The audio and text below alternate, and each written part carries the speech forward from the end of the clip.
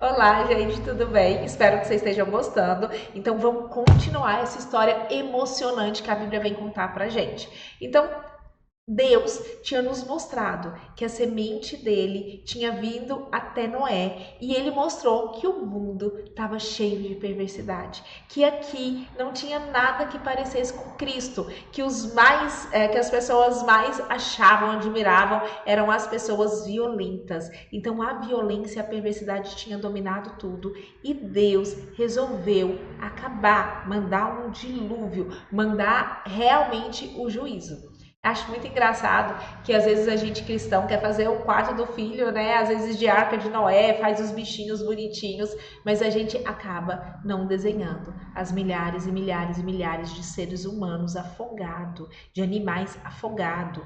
Nosso Deus é um Deus santo, é um Deus separado de todo mal. E a sabedoria, o princípio dela é o temor do Senhor, é entender que Deus é santo e pede para que a gente seja santo. Então, a gente está nessa história emocionante, onde Noé, apesar da gente ter só perversidade, ele encontrou benevolência, né, aos olhos de Deus. Então a gente vai lá e a gente começa agora o relato da Arca de Noé. Então a gente começa aqui a contar a história de Noé. Esta é a história da família de Noé. Noé era um homem justo, íntegro entre o povo da sua época. Não existe um justo sequer. Só Cristo é justo. Esse justo que está usado aqui é o mesmo justo que usa para nós, que é justificado. Então, foi o próprio Deus que decidiu que Noé seria limpo pelo sangue do Cordeiro. Então, ele era um homem justificado e ele era um homem íntegro. Vamos falar de integridade? Integridade, gente, é você ser inteiro em algo. A grande maioria das pessoas, ela em casa é de um jeito, na família é de outro, na profissão é de outro, na igreja é de outro. Essa pessoa está quebrada, ela está totalmente em cacos, porque ela não é verdadeira.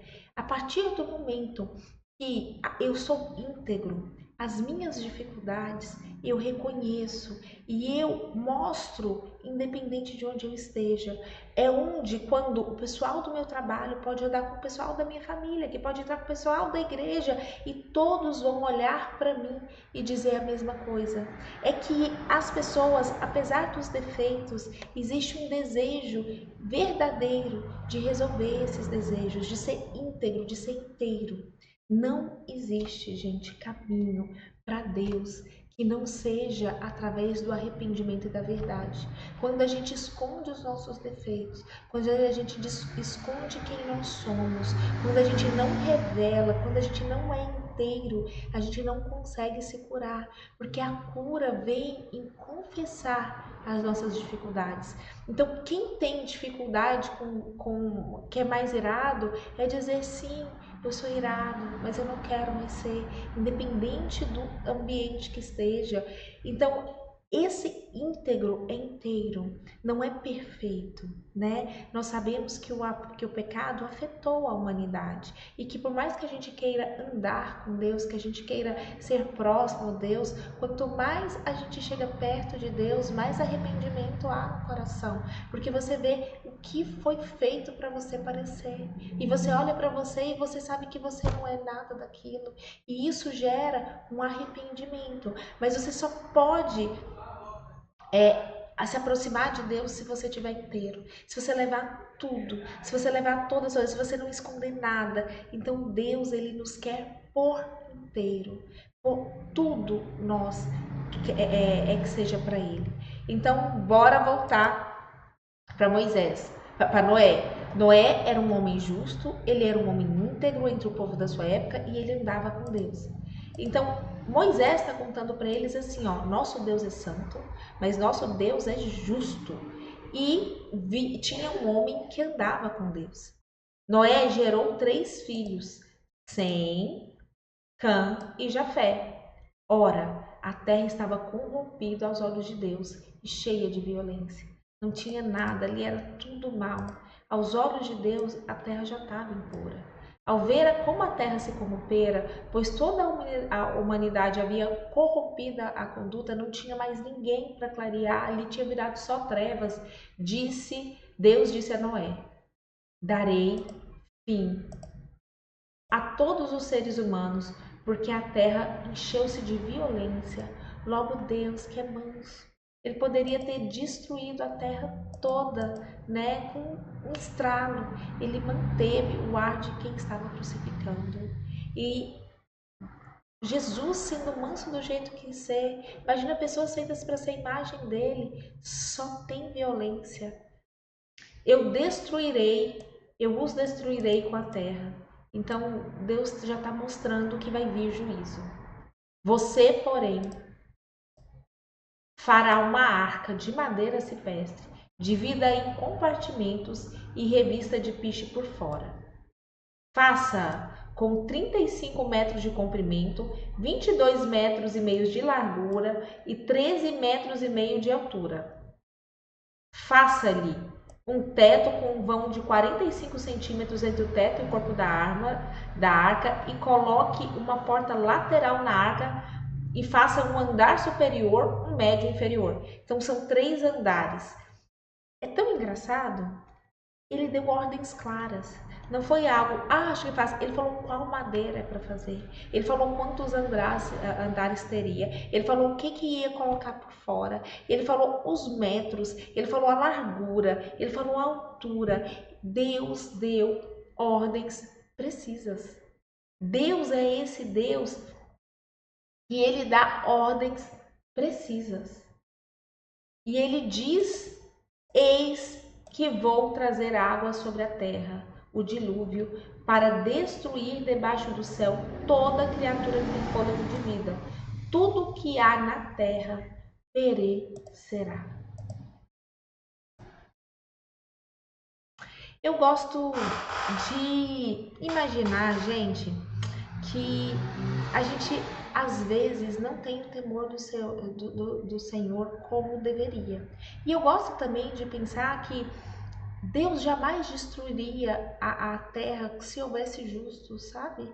E às vezes também a gente está falando de morte física, a gente não está falando de morte espiritual, né? Eu posso ser cristã, posso ser salva e posso morrer agora. E se eu morrer, vai ser pela glória de Deus. A gente está falando de um Deus que está conduzindo de forma clara a história. E é Ele que vai restaurar todas as coisas. Muitas das vezes a gente fica com medo, a gente fala, nossa gente, será que Deus quer que eu faça essa faculdade ou aquela faculdade? O que será que Deus quer que eu faça? Como se Deus tivesse deixado assim, muito confuso o que Ele quer que a gente faça. E Deus é um Deus de ordens claras.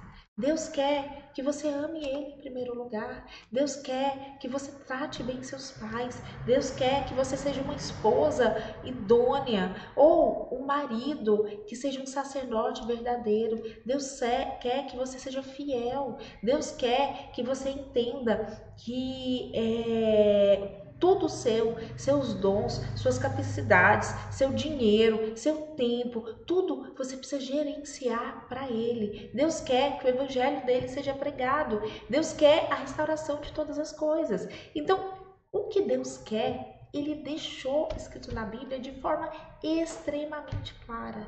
Nosso Deus é um Deus de ordens claras. É um Deus que deixa explícito o que Ele espera de nós. E voltando para a Bíblia, ele fala: mas com você estabelecerei minha aliança, e você entrará na arca com seus filhos, a sua mulher e as mulheres dos seus filhos. Eu acho isso aqui uma coisa tão maravilhosa. Você sabe por quê? Porque Deus vai lá, sabe? E faz uma aliança. E nessa aliança que ele faz com Noé, ele pensa na família de Noé. ele pensa nos filhos de Noé, ele pensa nas mulheres, na mulher de Noé, ele pensa nas esposas dos filhos de Noé. Então, esse Deus é um Deus que se importa, sabe? E ele ainda diz mais, ele falou, faça entrar na arca um casal de cada um dos seres vivos, macho e fêmea, para conservá-los vivos de vocês, com você. De cada espécie de ave, de cada espécie de animal grande, de cada espécie de animal pequeno, que se move rente ao chão, virá um casal a você para que sejam conservados dos vivos. É engraçado que Deus dá uma missão para gente, mas o resto é com Ele. Então, vou dar um exemplo aqui para vocês. Deus pediu para que eu leia a Bíblia. E o meu papel é simplesmente vir e ler a Bíblia. Quem virá para assistir? Como é que virá para assistir? Não está mais nas minhas mãos, é Deus que sopra. E se essa leitura bíblica servir para uma única pessoa conhecer a palavra de Deus, já é o propósito de Deus.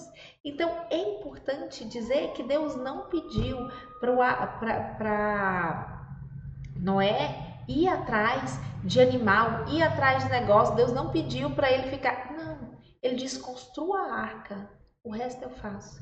Deus deu uma ordem clara e Deus preocupou com ele, com a família dele. Deus proveu, Deus cuidou dele e ele só precisava obedecer aquela ordem, que o resto Deus mesmo faria. Aí ele fala, de cada espécie virá um casal até você. Virá um casal a você para que sejam conservados. Armazene todo tipo de alimento para você e eles têm um mantimento. E Noé fez exatamente tudo como Deus tinha ordenado. Noé fez tudo exatamente. O que a gente está falando é de uma obediência perfeita. Noé, hora nenhuma, falou, não, é melhor que o pinche seja pro lado de dentro. Não, é melhor que tenha outro metro. Não, ele fez tudo exatamente. Ó Senhor, abra nosso coração, nos ajude a ter obediência perfeita, nos ajude a fazer exatamente o que o Senhor pede para a gente todos os dias. Senhor, nos transforme. O pedido do meu coração é que a gente olhe com temor quem é Deus, o que Ele espera de nós e faça exatamente. E aí continua Gênesis 7, dizendo que então o Senhor disse a Noé, entre na arca você e toda a sua família, porque você foi o único justo que encontrei nesta geração. Você tem ideia que um único justo da geração, ele não falou que os filhos eram justos, ele não falou que a esposa, mas provavelmente a esposa e ele é só ser, né? Um santifica o outro. Mas ele falou que o único justo era Noé. E ele falou que a família toda seria salva entre você e sua família porque você é justo. Senhor, a gente deve manter, né, essa esperança do Senhor nessa parte genealógica. Às vezes, a gente sabe que alguns parentes nossos, pessoas que nós amamos, não se submeteram ainda a Cristo. E isso às vezes é uma dor do nosso coração. Eu sei, eu convivo, e é uma dor do meu coração também. A gente vê pessoas que não se converteram, que não vivem para Cristo. Mas um justo justificou a família toda. Então, um justo salvou a família toda. Então, o nosso papel não é decidir com Deus quem vai ser salvo, quem não vai ser salvo. Essa história é sobre Deus. Mas o nosso papel é andar tanto com Deus. Ler tanto a palavra dele, orar tanto para ele, interceder tanto pelos nossos familiares, porque ele não colocou as pessoas próximas aleatório, para que a gente conviva tanto com Deus que nossa face brilhe a glória do nosso Deus, e para que o evangelho ele penetre ao coração de todas as pessoas que estiver ao nosso redor. Então o nosso papel é andar com Deus. E Deus mesmo faz um outro papel. É Deus mesmo que salva a família. Leve com você 7 casais. 7, gente, lembrando que 7 tem a ver com plenitude. Então, o que ele está falando é que, em relação a animais puros, leve a plenitude, leve 7, macho e fêmea, e um casal de cada espécie de animal impuro, macho e fêmea. Deixa eu falar uma coisa para vocês. Deus trabalha com casal. Deus não falou sete homens, 7 fêmeas, ele falou 7 casais. Cada casal ali é uma unidade. Então, cada casal, macho e fêmea, homem e mulher, tem a ver com uma única unidade. E ele pediu uma plenitude. Em relação a especiais de animal impuro, macho e fêmea. E leve também 7 casais de aves de cada espécie, a fim de preservá-los em toda a terra. Daqui a 7 dias, então 7 de novo. 7 é na plenitude do tempo, no momento certo. Eu farei chover sobre a terra 40 dias e 40 noites. O número. Deixa eu falar uma coisa para vocês. Toda vez que eu falo 7 é esse contexto perfeito, essa plenitude. Mas eu quero explicar como aqui apareceu o negócio 40 e essa cultura dos judeus, dos israelitas, eles são muito ligados à numerologia. A gente precisa entrar nisso para eu explicar um pouquinho para vocês o que tem a ver, o que Moisés estava falando aí. Então, toda vez que a gente fala de Deus, Deus é o número 3. A completude de Deus tem a ver com 3. E o ser humano tem a ver com o número 4. 3 mais 4 tem a ver com 7. Então, 7 é essa junção perfeita no tempo certo do que é celestial e do que é ser humano. Então, Deus é trindade. O homem é o número 4. 4 mais 3 tem a ver com 7, esse número de perfeição. Outro número também importante, assim, o número 6 é quase perfeito. Ele tem a ver com essa deformação. Por isso que esse padrão de pensamento, né, de agir, de pensar e de fazer é 666, é o número da besta. Nunca chega naquele pensamento de Deus, nunca chega àquela plenitude. O 4 tem a ver com o homem, tem a ver com a carne, tem a ver com a terra. Por isso que toda vez que vai falar de sofrimento, que vai falar de provação, eles usam 40. Então, 40 dias de dilúvio, os 40 dias de jejum de Jesus. Então, aqui, Moisés está passando uma mensagem do tipo assim, ó, dentro de 7 dias. Quando tiver a plenitude do tempo, né, entre o que é divino e como o homem responde. A terra, a parte material, o número 4, vai chover, vai ser inundado 40 dias e 40 noites. E farei desaparecer da face da terra os seres vivos que fiz. E fez tudo Noé como havia ordenado. Então Noé entendeu a mensagem e fez tudo exatamente do jeito que foi ordenado. E aí a gente vai lá e fala desse dilúvio. Noé tinha 600 anos de idade quando a água do dilúvio vieram sobre a terra. Noé, seus filhos e sua mulher e as mulheres de seus filhos, as noras, né, entraram na arca por causa do dilúvio. Casais de animais grandes, puros e impuros, aves de todos os animais e todos os animais pequenos que se movem rente ao chão, vieram até Noé e entraram como Deus havia ordenado. Seria, gente, impossível isso aqui ser só obra de ser humano. Seria impossível, tá certo? Noé colocar essas espécies. Imagina a gente, por contra vontade, colocar um leão para evitar. É algo fora do bom senso humano, sabe? Essa segurança de entrar, de acontecer tudo no tempo certo, isso tem a ver com Deus. A segurança desses animais lá dentro, ele mostra e ele contrasta, gente, com o dilúvio lá fora. Ele está falando comigo dentro, quando eu quero. O leão, ele consegue habitar com o carneiro. e eles conseguem viver lá dentro de uma forma pacífica, mesmo que o mundo do lado de fora, sem Deus, esteja acabando. Então, com Deus não existe nada que não seja possível. E depois de 7 dias, as águas do dilúvio vieram sobre a terra. No dia que Noé completou 600 anos, 1 mês e 17 dias, nesse mesmo dia, todas as fontes das águas das profundezas jorraram e as comportas do céu se abriram. E a chuva caiu sobre a terra por 40 dias e 40 noites, o tempo certinho que Deus delegou, nem um segundo a mais, nem um segundo a menos. E naquele mesmo dia, Noé e seus filhos, Sem, Cã e Jafé, com sua mulher e mulheres de seus 3 filhos, entraram na arca.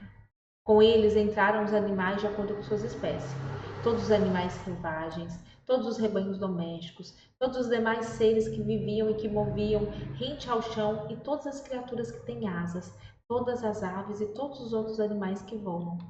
Casais de todas as criaturas que tinham fôlego de vida vieram a Noé e entraram na arca. Os animais que entraram na arca foram um macho e uma fêmea de cada ser vivo, conforme Deus ordenara a Noé.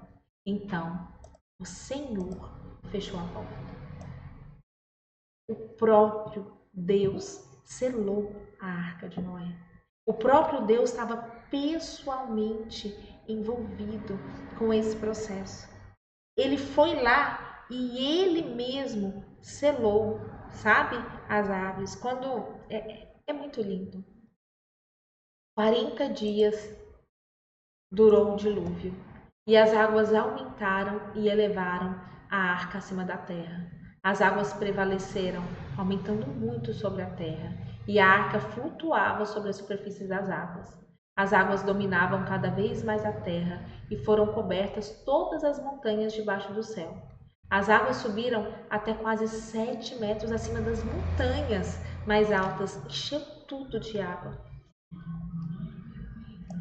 Existe, gente, muitos e muitos e muitos relatos da história antiga mostrando esse dilúvio, mostrando isso que aconteceu, mostrando que realmente houve um dilúvio gigantesco que banhou a humanidade e que matou milhares e milhares e milhares de seres humanos. Então, esse relato é um relato muito comum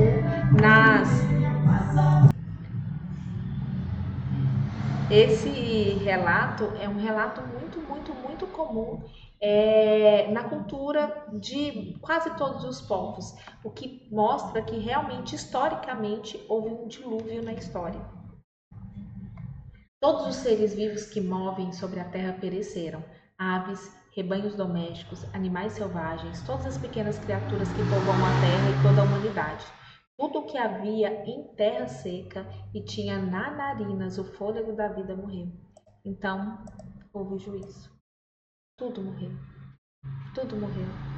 Houve um julgamento, um juízo para todos. Todos os seres vivos foram exterminados da face da terra. Tanto os homens como os animais grandes, os animais pequenos que se movem ao chão e as aves dos céus foram exterminados da terra. Só restaram Noé e aqueles que com ele estavam na arca. E as águas prevaleceram sobre a terra 150 dias. Metade, gente. Quase metade de um ano. É isso. A Bíblia deixa claro que nosso Deus é um Deus bom, é um Deus amoroso, é um Deus misericordioso, mas é um Deus santo, é um Deus separado de todo mal, é um Deus que criou tudo pro bem. E eu quero convidar vocês, às vezes as pessoas ficam me perguntando, gente, quem não é cristão? Jô, e tanta maldade no mundo, como você explica as coisas serem mal se Deus é bom? E a única coisa que eu digo é que Deus é bom. E Ele vê tudo o que está acontecendo. E Ele se importa pessoalmente com tudo o que está acontecendo. E Ele vai dar a resposta. Ele mesmo diz que vai chegar o momento onde Ele vai vir para julgar tudo. Então, todos os nossos atos, todo o bem que era para a gente ter feito e não fez, será julgado. E a gente deve temer. Nosso Deus é um Deus que olha e se importa. cada assassinato, cada estupro, cada fofoca, cada traição, cada gasto desnecessário e que não é para o reino será visto.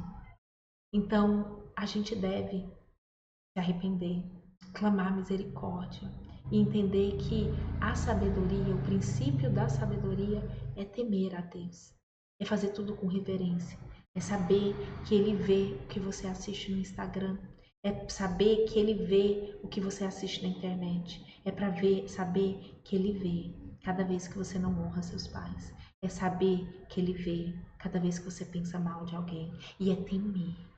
Mas é temer em reverência e pedir arrependimento e quebrantamento e confiar na promessa dele de restauração e no sangue de Cristo que vai nos limpar e nos purificar. Sem Cristo, gente, sem Cristo, a gente jamais veria Deus. Não existe evangelho sem isso, sem o dia de juízo, sem entender o que é a Arca de Noé. A gente jamais vai entender o Evangelho se a gente não tem ideia de quão longe nós estamos e quão doente nós estamos e o quão nós precisamos de Deus. Existe uma mensagem que é essa boa notícia de que, apesar dos nossos pecados, apesar de nós não sermos quem Deus parece, apesar da gente estar doente, Cristo veio e morreu pelos nossos pecados. Para que Deus, porque Deus cobrou dele o que não vai cobrar da gente. Então, ou a gente está embaixo do sangue de Cristo, ou a gente vai ver de cara a cara. Jesus não morreu para nos livrar do demônio. Jesus morreu para nos livrar da ira de Deus por cada ato que a gente fez que não parecesse Cristo. Então é isso. Dá um temor, né? Senhor Deus, muito obrigada. Abra nossos olhos, abra nosso coração. Nos ajude, gente, a Deus a entender as suas palavras, que seu Espírito Santo leve essa verdade para o coração de cada pessoa. Senhor, se ao longo dessas aulas, expor uma Bíblia toda, eu não estiver falando coisas condizentes com o que o Senhor quer, que o seu próprio Espírito Santo esteja limpando, conduzindo, fazendo com que as pessoas não recebam nenhuma distorção do meu coração, mas apenas a sua palavra pura, limpa, verdadeira. Nos transforma, Senhor, de estudo em estudo, sabendo que é seu sangue que purifica. Em nome de Jesus, amém.